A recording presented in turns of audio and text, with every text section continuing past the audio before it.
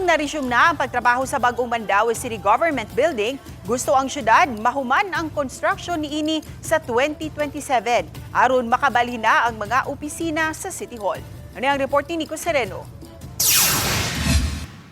Kini ang scale model sa tukuron nga Mandaue City Government Center diha sa may reclamation area tupad sa karaang CICC. Gitugyan sa kumpaniyang mitrabaho ang model nga gidawat nila ni Mayor Jonky Uwano o Congresswoman Lollipop Uwano Dizon.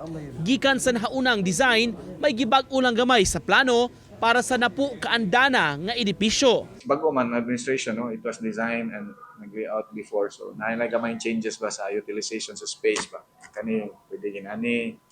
Sa, dili sa major nga change, it's more of the interior ba? Kahinumduman, pipila ka buwan ang nakalabay, may issue og work stoppage order ang syudad kay doon na pa'y gipangayong ubang mga rekisito o dokumento. Na-resume na hinuon ang pagtrabaho sa building nga gusto sa mga opisyales, hingpit nga ma-turnover sa hinapos nga bahin sa 2027. Kaya mo nang gipahimo ang gipangayon sila more catch up lang.